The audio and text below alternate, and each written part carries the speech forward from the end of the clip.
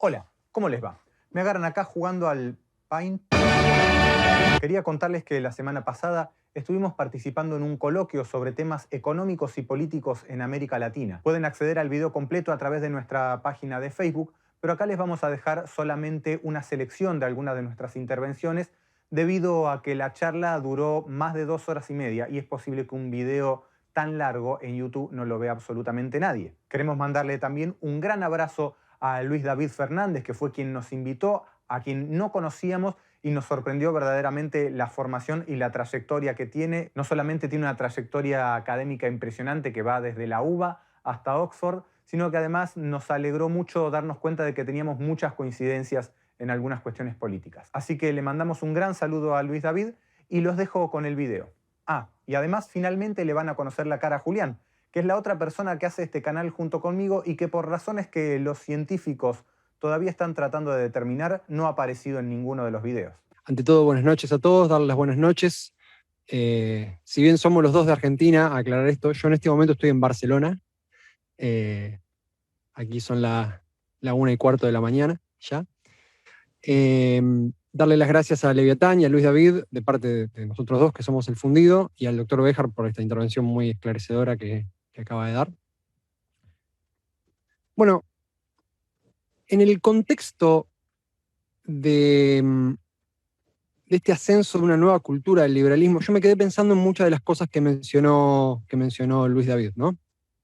Respecto de respecto de esta nueva divulgación del liberalismo económico, que nosotros la vemos en el día a día, en la tarea que hacemos nosotros, Javier y yo. Básicamente nos dedicamos a la divulgación marxista en un ámbito de los medios de comunicación modernos, ¿sí? En las redes sociales. Y en este contexto, digamos, nosotros vemos día a día el ascenso de un discurso muy particular, muy preocupante también, ¿no? Que podríamos asemejar a una especie de cambio de imagen del liberalismo económico, ¿no? De rebranding, como se dice en inglés, ¿no?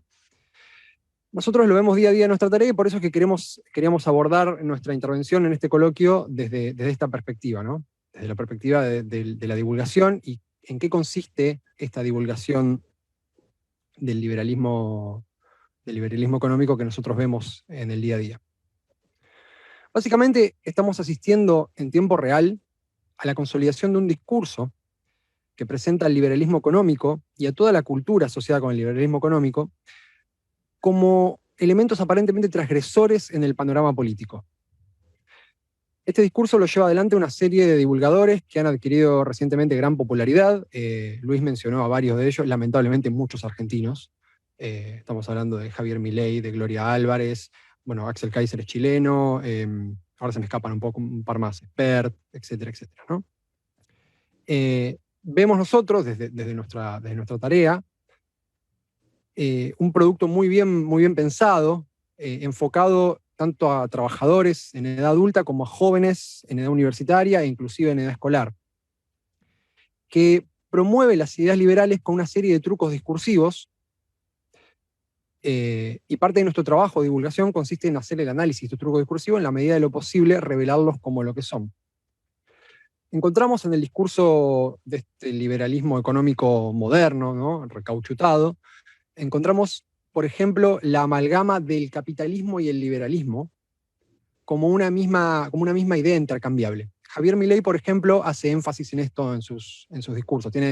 Encontramos mucho material, por ejemplo, en YouTube de él, hablando del capitalismo y del liberalismo como si fueran términos intercambiables, ¿no? Identificando a todo capitalismo con todo liberalismo y a todo liberalismo en particular con el liberalismo de la escuela austríaca, que es lo que tanto corre por las redes sociales hoy en día. ¿Cuál es la intención de esta maniobra, no? La vinculación del capitalismo con una cierta ideología en particular, la negación de la posibilidad de que el capitalismo pueda existir bajo otros tipos de gobiernos o de ideologías que no sean estrictamente liberales de esa escuela puntual. Esto le permite al liberalismo presentarse como una renovación política, bajo el argumento de que esta especie de constructo liberalismo-capitalismo nunca se le ha permitido desarrollarse verdaderamente, no se ha profundizado lo suficiente, o directamente nunca ha existido. Por ejemplo, y esto lo pueden ustedes googlear si quieren, o pueden pedirnos a nosotros el video, se los podemos mostrar. Hay un video muy conocido de una divulgadora liberal muy conocida llamada Gloria Álvarez, donde ella asegura que el capitalismo no ha existido nunca. Habla de América Latina. Dice, en América Latina no ha habido nunca capitalismo, dice ella. Y estas son sus palabras. El único medio intento capitalista, dice ella, ha ocurrido en Chile con los Chicago Boys. Entonces, dejando de lado la ironía, ¿no?, de que una persona que ha construido toda su carrera en base a hablar en contra de la intervención estatal, rescate como único capitalismo posible la intervención estatal más violenta y brutal, que es la de una dictadura militar como fue la de Pinochet, ¿no? Dejando de lado esa ironía, vemos, digamos, cómo se construye una especie de al capitalismo como una especie de objeto infalsable, como una especie de entelequia, ¿no? El capitalismo no existe. No ha existido y es una cosa que tenemos que perseguir, dice este nuevo discurso. Acompañando a este primer elemento retórico, ¿no?, está la otra segunda idea de separar al capitalismo de la realidad material. Algunos de estos divulgadores presentan al capitalismo no como un modo de producción, no como algo real, sino como una serie de ideas, de comportamientos, de valores, de cuestiones vinculadas al ámbito de lo moral. Entonces nos encontramos de vuelta con una refabricación de este discurso tan conocido de que el capitalismo es el sacrificio, el capitalismo es el ahorro, el capitalismo es, qué sé yo, la competencia honesta, una serie de cosas que pueden existir, como no existir en el capitalismo, verdaderamente eso no importa, pero nunca se habla de cuestiones tales como las relaciones sociales que hacen al capitalismo. Nunca se habla de capital, nunca se habla de relaciones asalariadas, nunca se habla de propiedad privada. Y cuando se habla de estos temas, se los toca de una forma fetichizada, medio delirante, inclusive se dicen cosas, se encuentran lugares comunes como que la propiedad privada es algo natural del ser humano, la competencia es algo natural del ser humano. Digamos, todo este tipo de discurso es un discurso que nosotros nos encontramos día a día y que tiene un montón de incidencia en la gente joven. Si nadie desmiente estas formulaciones, que son en muchos casos ridículas, se convierte en un sentido común. Entonces, en general, lo que nosotros observamos desde nuestra posición es que emerge del conjunto de los discursos de estos divulgadores liberales una visión completamente ahistórica, fetichizada del capitalismo. Pongamos por caso, se le dice a la gente joven que el capitalismo es el respeto por la vida ajena, ¿no? Ocultando, por supuesto, que podemos rastrear la propia génesis de los elementos constitutivos del capitalismo a actos de extrema violencia completamente rastreables en la historia, y América Latina es un ejemplo muy claro de esto, ¿no?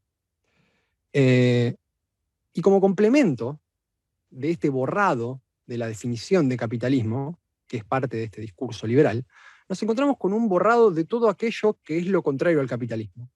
Concretamente nos encontramos con la difuminación o la deformación de aquello que es el socialismo, el marxismo, el comunismo, la izquierda en general, ¿no? Un video que nos han hecho llegar muchos seguidores nuestros muestra a un catedrático español que se llama, se me escapa el nombre de pila, pero su apellido es Huerta de Soto.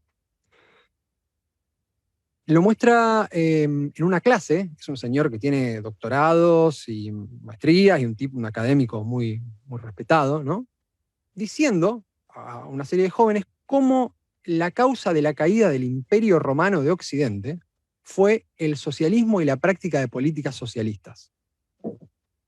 Delirante. Verdaderamente, o sea, uno realmente no sabe qué responder ante eso, no sabe cómo reaccionar. Y el tipo lo está diciendo, esto hay que tenerlo en cuenta, él es un señor con un montón de títulos, con un montón de espalda académica, diciéndolo en frente de chicos que tienen 18 años, 19, 20, no sé. Vemos entonces cómo se intenta redefinir de manera agresiva, deliberada y desvergonzada directamente, todos los términos en los que se puede llegar a sostener algún tipo de debate político, ¿no?, en un halo de vaguedad absoluta.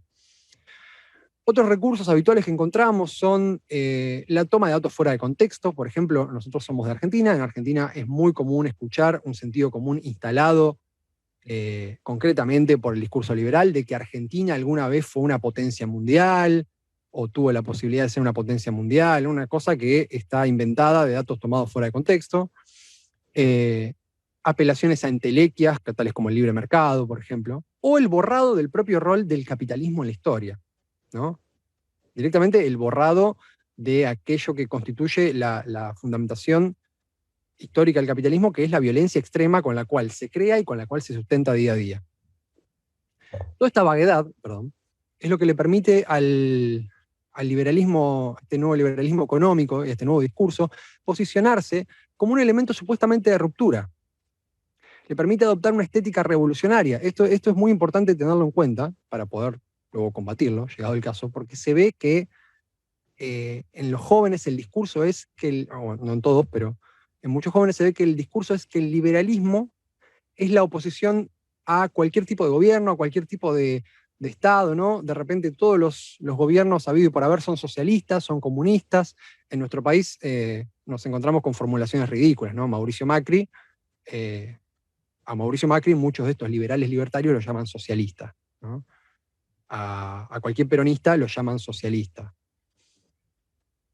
Entonces, este discurso, digamos, mediante este tipo de ambigüedades, intenta hacer pie en la clase trabajadora para plegarla eventualmente a reclamos o a ideas que son contraproducentes o regresivas. No sé si Javier, que es mi compañero, quiere dar algunos ejemplos más puntuales acerca de lo que acabo de mencionar. Sí, bueno, ante todo, yo también quisiera saludar a Kevin, a Luis, a Héctor y agradecerles por compartir esta charla con nosotros. Para nosotros es muy importante y por supuesto nos ayuda también a seguir formándonos y a crecer. Básicamente insistimos siempre en que todo para nosotros es un aprendizaje, todos este tipo de intercambios. Así que bueno, muy agradecidos por eso. Voy a tomar algo de lo que decía Julián, que también, bueno, estaba un poco sugerido en la intervención de Luis y en la intervención de Héctor también, que es esta relación entre el liberalismo político, el liberalismo de las personas, como decía Héctor, el liberalismo económico, y cómo el liberalismo, que con esto, bueno, cerró Julián, logra presentarse con este halo, digamos, de novedad, cuando en realidad está claro que tuvo una influencia no solamente estructural en la historia económica y política de Latinoamérica, sino que ocupó a lo largo de casi todo el siglo lugares decisivos de poder con nombres, por supuesto, muy resonantes. Los casos de Argentina, por ejemplo, tenemos Álvaro Alzogaray, un cuadro histórico del liberalismo que fue, a lo largo de casi 15 años, fue ministro de Industria en la dictadura de Aramburu, fue embajador de la Argentina en Estados Unidos en la dictadura de Onganía, fue ministro de Economía del gobierno de José María Guido, que no fue votado, aunque asumió legalmente después de la deposición de Arturo Frondizi. Fue ministro de Hacienda de Arturo Frondizi en un contexto de democracia limitada porque el peronismo estaba proscrito. Domingo Cavallo estuvo presente también a lo largo de casi toda la segunda mitad del siglo XX en la política argentina y hoy sigue siendo un cuadro de referencia actualmente, que además pasó por todo el arco político, tanto en dictaduras como en democracia.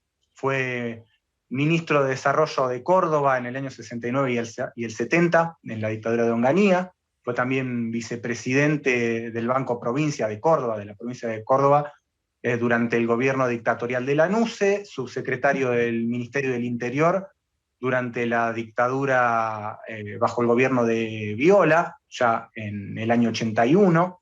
Fue presidente del Banco Central también en el año 82, bajo el gobierno dictatorial de Viñone, y fue ministro de Relaciones Exteriores y ministro de Economía del gobierno democrático del peronismo, de Carlos Menem, y fue ministro de Economía de Fernando de la Rúa, un gobierno de coalición entre el radicalismo y el progresismo. Es decir, cubre todo el arco político, la trayectoria de de Cavallo cubre todo el arco político existente en la Argentina, salvo, bueno, por supuesto, de la izquierda, pero todo el arco político que ha pasado por el gobierno, allí estuvo presente, como se dice, Cavallo. Después, bueno, López Murphy, que también lo nombró Luis, es un personaje recurrente en la política argentina, fue ministro de Defensa, ministro de Infraestructura, ministro de Economía.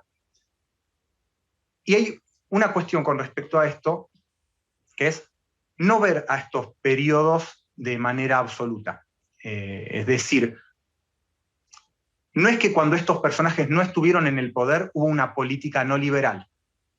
Cada uno de ellos, digamos, dejó una estructura sobre la cual se movieron los otros gobiernos, incluso cuando hayan introducido ciertas reformas, pero también otros gobiernos no vinculados de manera directa a estos cuadros liberales también introdujeron muchas profundizaciones de estas lógicas.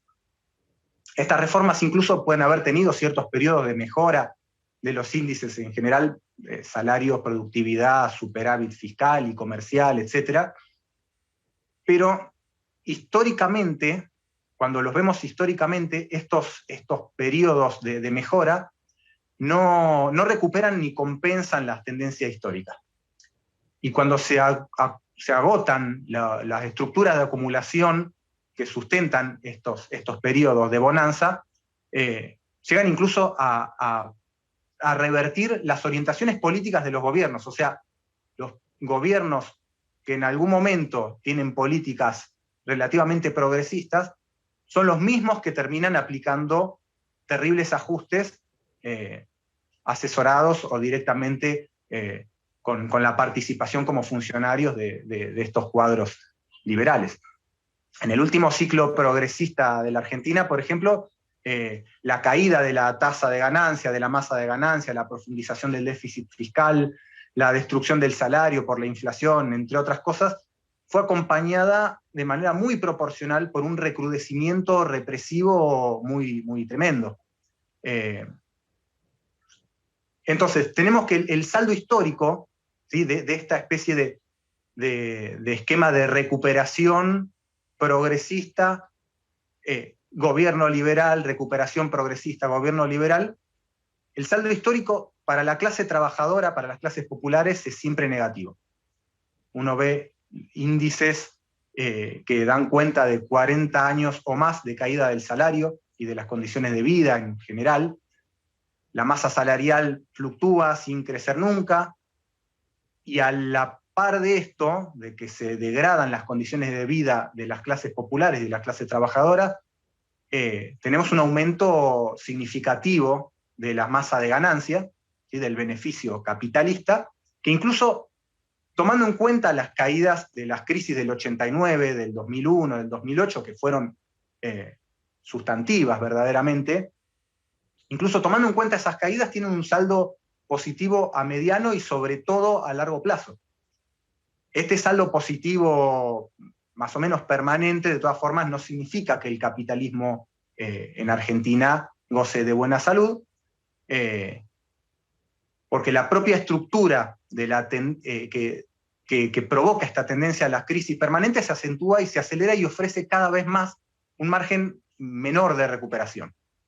Pero, obviamente, aún con un capitalismo decadente, por decirlo de alguna manera, altamente improductivo, con un montón de problemas, nunca deja de ser positivo el saldo para la clase explotadora y nunca deja de ser negativo para la clase trabajadora. Nosotros, bueno, usamos toda una serie de índices, cálculos y datos que nos los pueden pedir si les interesa, para no usar tiempo de la intervención en nombrar bibliografía, pero nos los pueden pedir, así que se los acercamos a quien le interese. Entonces, ¿la cuestión cuál es? Dada esta situación de tendencia a la crisis permanente y esta imposibilidad para establecer una estructura social de acumulación sostenida y más o menos estable, ¿sí? Estamos hablando, por supuesto, de Argentina, que es de lo que más sabemos, pero son cosas que pueden ser de interés y que pueden ser, digamos, dentro de todo generalizables para pensar cómo vivimos, digamos, estas cuestiones en Latinoamérica. Los liberales plantean una salida muy clara, y acá entra la cuestión de las tragedias sociales, digamos, que están sugeridas en el título de esta reunión, digamos. Y los liberales tienen una salida que la plantean de forma muy clara, que es: de esto no se sale sin un cambio estructural muy profundo. El problema es que el cambio que proponen las vertientes liberales, sobre todo las más extremas, que son las que justamente están muy de moda en este momento, implican una agresión mayúscula contra la clase obrera. Uno de los ejes, por ejemplo, de la vertiente de Spert, de Milei, es el despido de 2 millones de trabajadores y trabajadoras del Estado. 2 millones, un despido de 2 millones de trabajadores. En el marco, por supuesto, más amplio de un tremendo ataque a las condiciones de vida de la clase trabajadora, de precarización, flexibilización, etcétera, como fundamento para el crecimiento capitalista que ellos buscan. Es interesante que ni Mauricio Macri, a quien no podemos catalogar de progresista, ni aunque estuviéramos muy equivocados, incluso Mauricio Macri no pudo hacer la reforma capitalista, digamos, que él pretendía hacer. No pudo, tuvo que profundizar medidas de asistencia social, tuvo que recurrir a un gradualismo que le permitió, incluso habiendo perjudicado terriblemente a la clase trabajadora, seguir postergando el estallido de una crisis, postergándolo en base sobre todo al endeudamiento y a una serie de cuestiones, y perder una elección nada menos que sacando el 40% de los votos.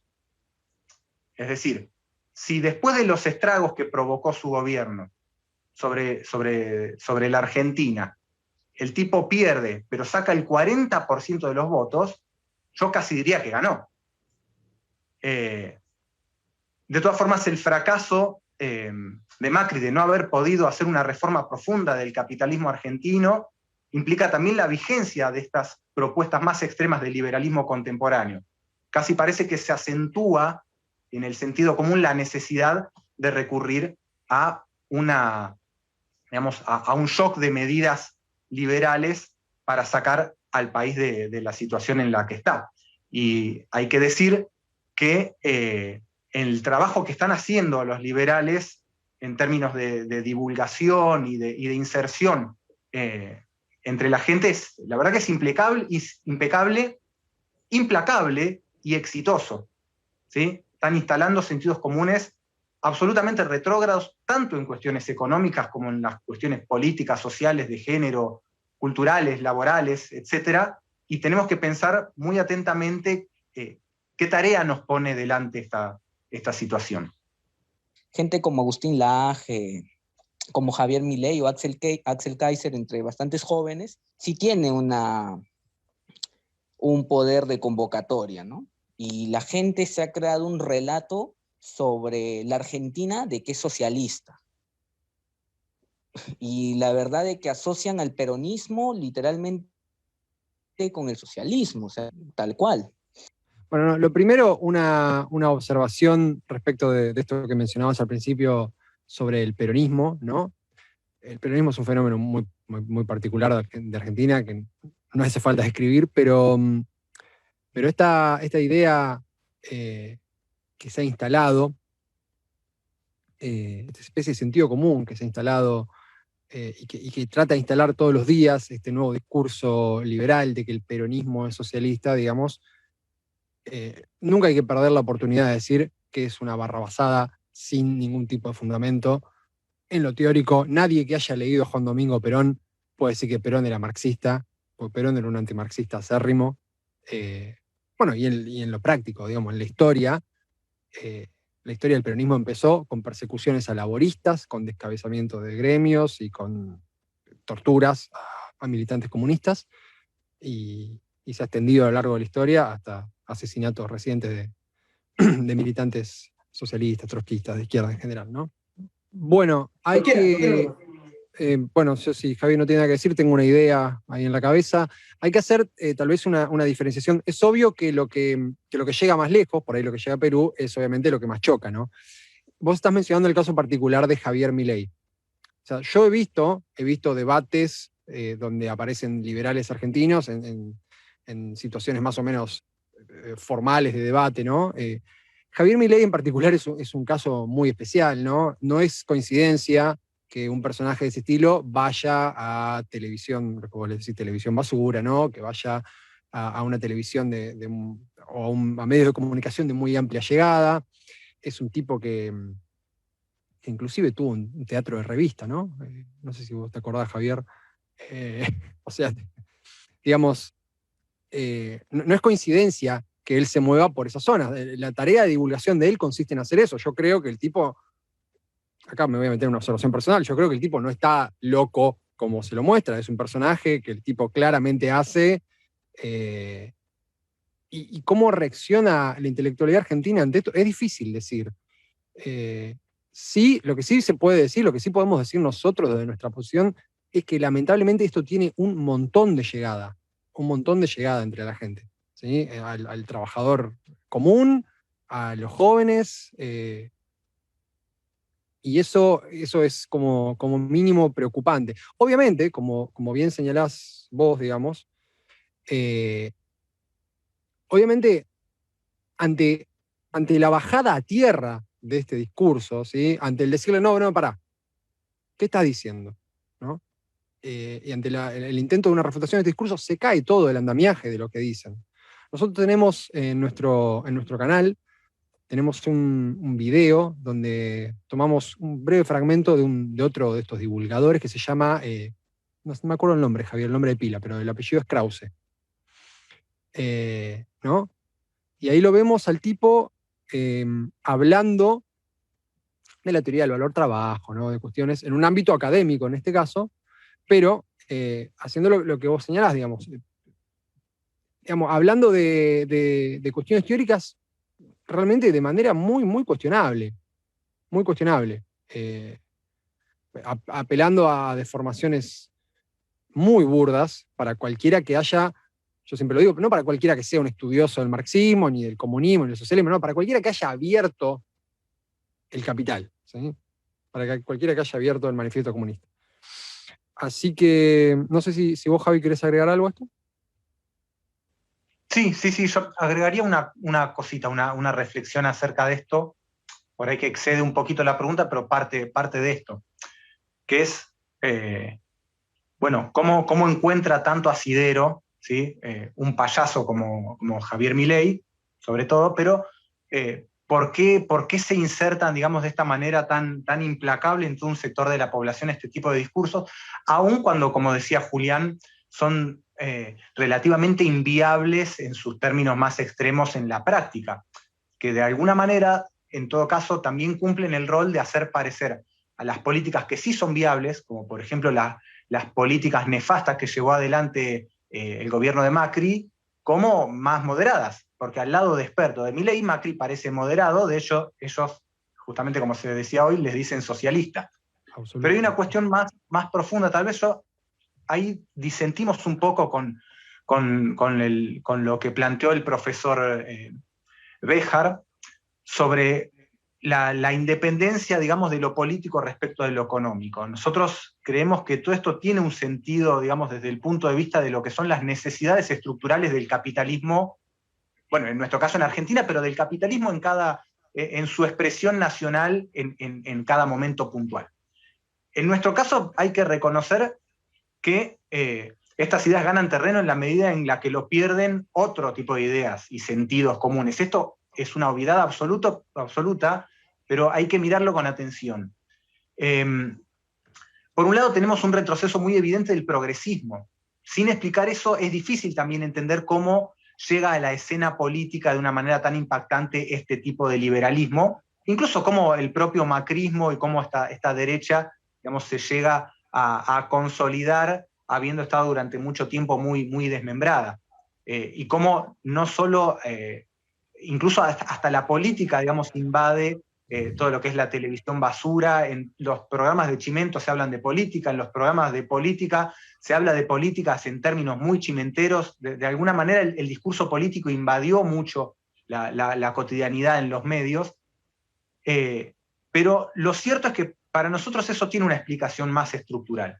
El retroceso del progresismo tiene una explicación estructural, que como yo decía hoy, tuvimos un cierto auge de indicadores, digamos, sociales y económicos, que se le atribuye en general a los altos precios de las materias primas exportadas por Argentina, pero que también son una responsabilidad, y esto se suele dejar en un segundo plano, del terrible ajuste descargado sobre la clase trabajadora por el peronismo en los años 90, y por el peronismo también bajo la figura de Duhalde en el 2002, como paso previo a inaugurar ese ciclo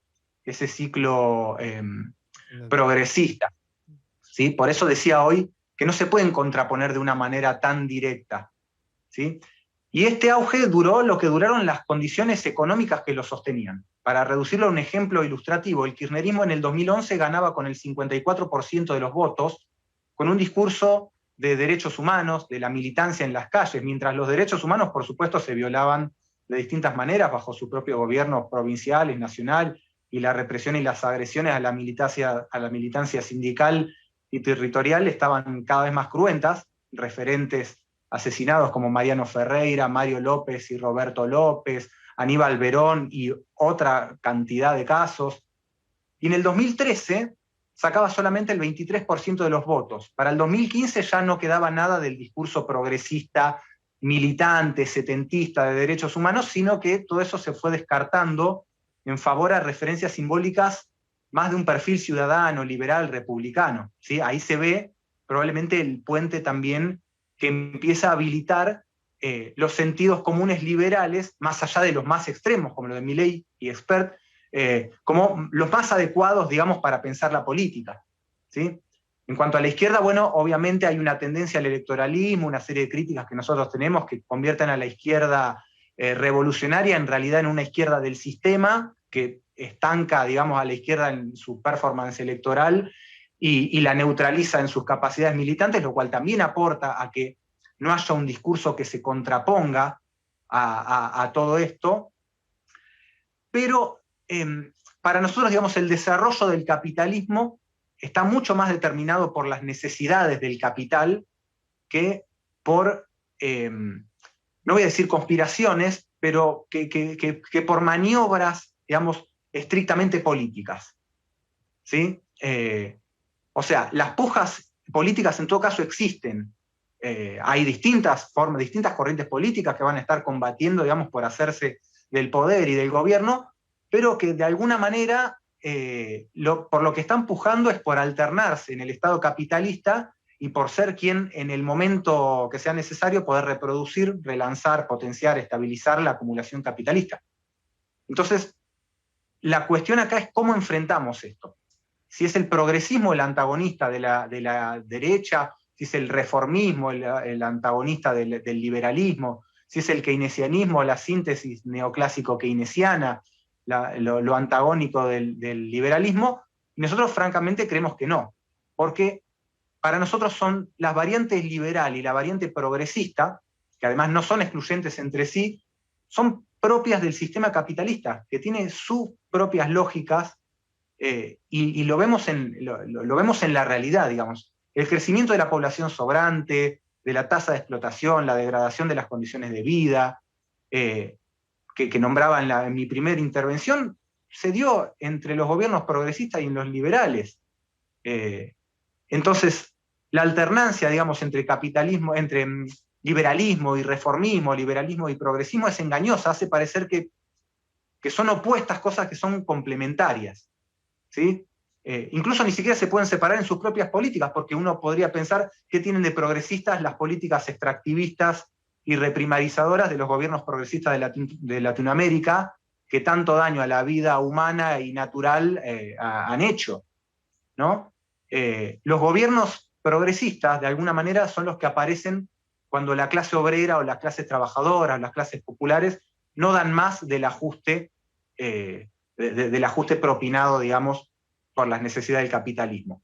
Y los gobiernos liberales aparecen cuando la economía está en problemas, crisis fiscales, caída de la inversión, de la tasa de ganancia, etcétera, por justamente las medidas que se toman para revertir la situación de explosión social que se genera cíclicamente, tanto en Argentina como en toda Latinoamérica. ¿Sí? Entonces tenemos que los menemistas de los 90 son los progresistas de los 2000. Y tenemos esta situación de que las intervenciones progresistas en la economía, a lo sumo, como decía antes, pueden de alguna manera mejorar ciertos indicadores respecto a los peores momentos de la crisis. En el 2001-2002 se llegó a un 17% de desocupación. En el 2010, 2011, 2012 se festejaba un 8% de desocupación. Estamos hablando de millones de familias. Claro, parece algo bueno si uno lo compara con el 17% de antes, pero parece muy malo si uno lo compara con 15 años antes, donde la desocupación era de un 3, 4% y de un 5% en los peores momentos. Y cierro con un ejemplo que me parece que ilustra esta situación. Y perdón si me extendí. En el 2017, hablando de nuevo de los estragos y los estragos sociales, digamos, provocados por el liberalismo, no podemos soslayar la agresión propinada por Macri a los jubilados y jubiladas en el 2017, con la reforma previsional que les robó millones de pesos a millones de viejos y de viejas que trabajaron toda su vida y que hoy viven en la miseria. En esa ocasión, cuando se hizo esa reforma, hubo 100.000 o más de 100.000 personas en la calle. Nosotros estuvimos ahí, a los piedrazos, recibimos postas de goma, de todo, a las corridas, miles y miles de personas repudiando eso. En el 2020 el gobierno progresista de Alberto Fernández hizo otro cambio de fórmula jubilatoria que revertió la anterior y que les volvió a quitar millones a esos millones de personas que ya habían sido ultrajadas previsionalmente por Macri. ¿Quién estuvo en la calle? Nadie.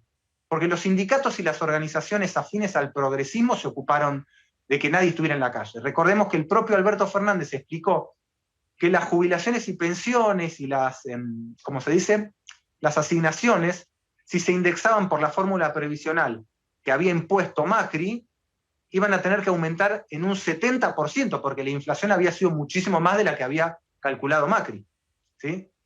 Entonces, con el nuevo cambio de fórmula, el gobierno progresista se ahorró 120.000 millones de pesos que tenían que ir al bolsillo de los jubilados, más todavía de los que les quitó Macri.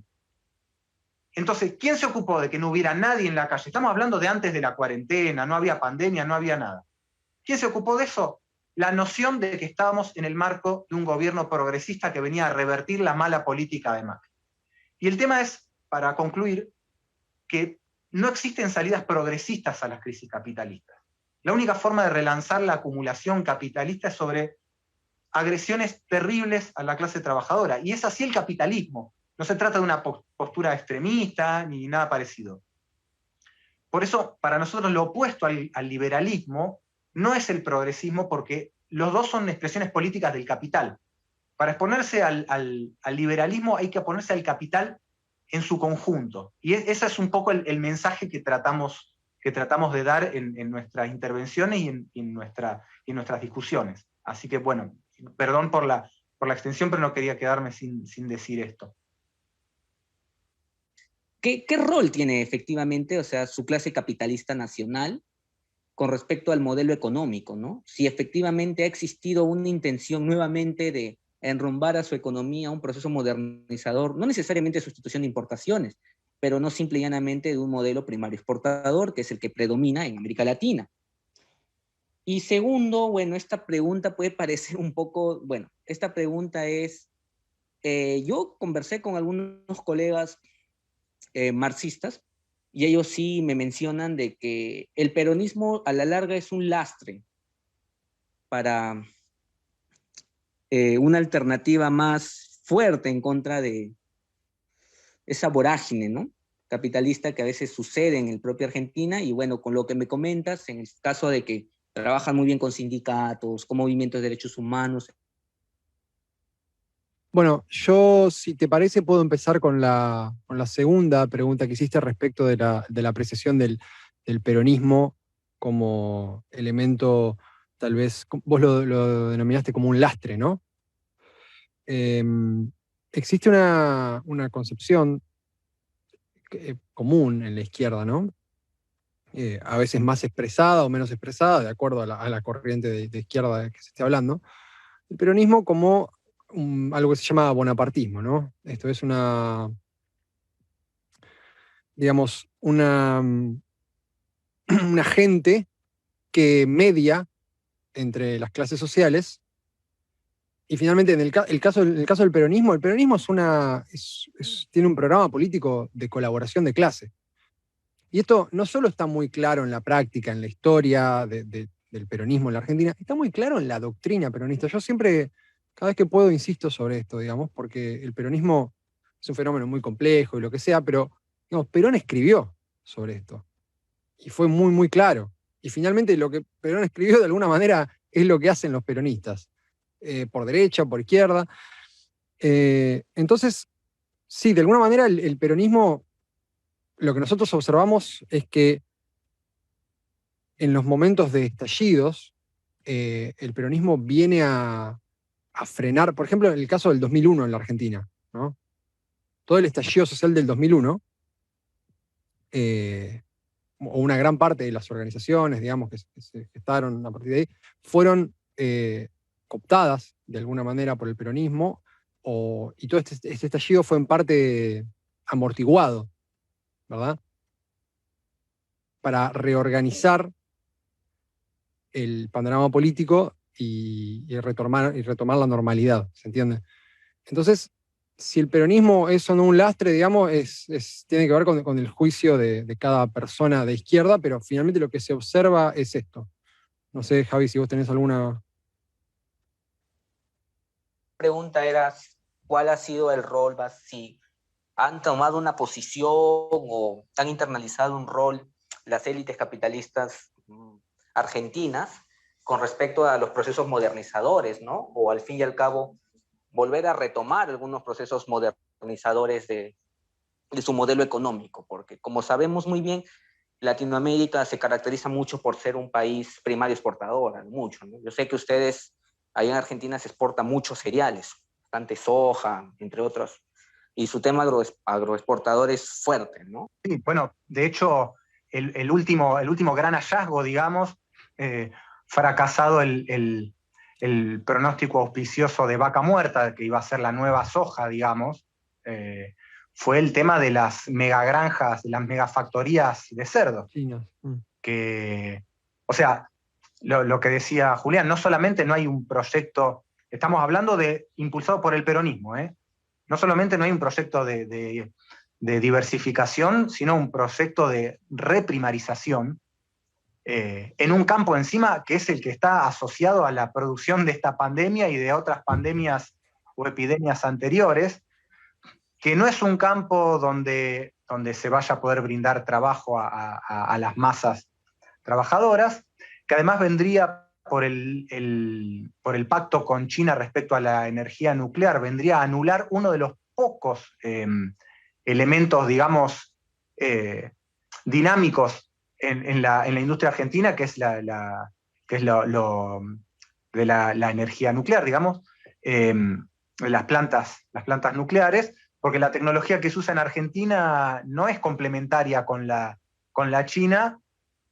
Por lo tanto, si nosotros les pasamos a vender cerdos a China y por supuesto a brindar pandemias al mundo y empezamos a comprar la tecnología de las plantas nucleares a China, estaríamos tirando a la basura todo el desarrollo que tiene la Argentina en ese campo. El proyecto modernizador va a sonar raro, pero lo encaró Macri, en un sentido, por supuesto, regresivo. O sea, una modernización para, digamos, poder brindar ciertos elementos atractivos para el capital en la Argentina, precarización, mejora de ciertos rasgos de la infraestructura, etcétera, pero que, bueno, debido, por un lado, a la combatividad, digamos, de la clase obrera argentina y a la imposibilidad de hacer lo que decía Julián, ¿quién va a echar 2 millones de trabajadores del Estado? ¿Quién va a propinar, digamos, ese daño a las condiciones de vida de una manera tan abrupta? Por supuesto que se hace de una manera mucho más, digamos, laxa en el tiempo, pero ¿quién lo va a hacer como medida fuerte sin esperar que se levante, digamos, una cantidad enorme de personas a protestar contra eso? Pero básicamente el proyecto, lamentablemente para nosotros, el proyecto modernizador lo encarnó Macri, fracasó, no le pudo dar, digamos, el nivel de competitividad en términos de atracción de capitales a la Argentina, pero en definitiva no lo hay. Por el lado del capital no lo hay. Tenemos que pensar desde el lado de los trabajadores y las trabajadoras cómo cambiar de raíz, digamos, el modo de producción en un país donde el capitalismo no da más, donde las salidas son o patear la crisis para adelante y esperar que llegue vaca muerta, o esperar que China nos compre 40, 60, 80 mil millones de cerdos, destruyendo el medio ambiente y destruyendo la vida de los trabajadores, o tenemos que pensar cómo se puede revertir esto a raíz de un cambio sustantivo y estructural del modo de producción.